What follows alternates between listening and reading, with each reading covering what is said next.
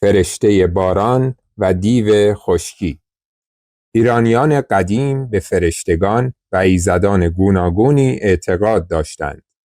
نگهبانی کارهای عالم بر عهده این ایزدان و فرشتگان بود. مثلا آب، گیاه، آتش، زادن و رویدن، پیروزی و همه کارهای عالم ایزد جداگانه ای داشت. بعضی از این ایزدان به شکل یکی از موجودات جهان در می آمدند. مثلا ایزدی که سپندارمز نام داشت ایزد زمین بود. ماه و خورشید هم از ایزدان بودند. در برابر ایزدان دیوان و پریان بودند. دیوان و پریان که یاران اهریمن بودند، نگهبان و سرپرست زشتی و ناپاکی، زیان و ویرانی بودند. داستان امروز داستان نبرد فرشته باران، تشتر و دیو خشکی، اپوش هست. ستاره تشتر که ظاهراً همون ستاره سهیل هست، فرشته باران بود. هرمزد زمانی که آفرینش جهان رو به پایان رسوند، آبیاری جهان رو بر عهده تشتر گذاشت تا از ابرها باران بباره، زمین رو سیراب کنه، گیاهان رو خرمی ببخشه، گلها رو بشکفه، رودها رو پرآب کنه، چشمه ها رو جاری کنه و همه کشورهای آریایی رو سرسبز و آباد کنه. اهریمن بدسرشت که دشمن نیکی و خوشی و آبادی بود، چشمش به جهان سبز و زیبای هرمزد افتاد. خشمگین شد و به اپوش دیو خشکی دستور داد تا زمینها رو خشک و بایر کنه، گلها و گیاهان رو پژمرده کنه و رودها و چشمه ها رو بخشکونه. اپوش آنچه که اهریمن فرمان داده بود رو انجام داد و زمین رو خشک و بی آب و علف کرد.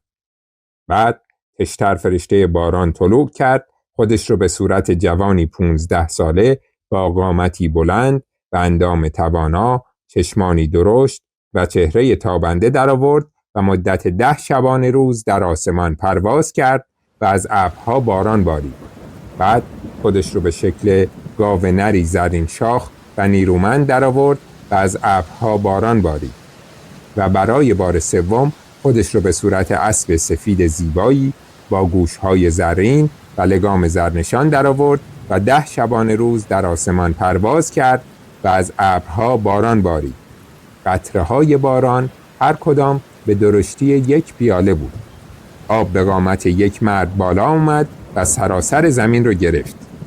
جانوران زیان بخش و زهراگین در این آب هلاک شدند. پس از این نسیم ایزدی از جانب هرمزد وزید و آبها رو به دورترین نقطه زمین راند. از این آبها دریای فراخکرد ساخته شد. اما لاشه جانوران زیان بخش و زهراگین بر زمین موند و از زهر اونها خاک آلوده شد. تشتر فرشته باران برای آنکه زمین سراسر پاک شه، دوباره به صورت اسبی سفید و زیبا با گوشهای زرین و سمهای بلند و لگام زرنشان در کنار دریای فراخکرد فرود اومد.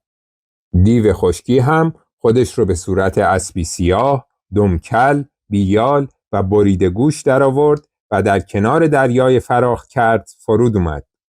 2 اسب در هم آویختند و 3 شبانه روز با هم جنگیدند. سرانجام تشتر شکست خورد، خشکی و تشنگی بر زمین غالب شد. تشتر هراسان شد، خروش برآورد و به درگاه هرمزد نالید. از هرمزد خواست تا او رو یاری کنه و نیرو ببخشه تا سراسر زمین رو سیراب کنه. هرمزد تشتر رو یاری کرد و به او نیروی 10 اسب و 10 شتر و 10 گاو و 10 رود بخشید. تشتر با چنین نیرویی در کنار دریای فراخکرد فرود اومد. اپوش هم دوباره در کنار دریای فراخکرد فرود اومد و نبرد شروع شد. در این نبرد به نزدیک نیم روز طول کشید. تشتر اپوش رو شکست داد و به اندازه 1000 گام از دریای فراخکرد دور روند. بعد ستاره باران بانگ شادی سر داد و به دریای فراخکرد بازگشت. دریا رو به جوش آورد و از دل آبها موج انگیخت، مه برخاست، ابرها به جنبش در آمدند و باران و تگرگ بر زمین بارید. دیو خشکی که از اپو شکست سختی خورده بود از دیو دیگری به نام سپینچکر یاری خواست. سپینچکر به نبرد تشتر رفت.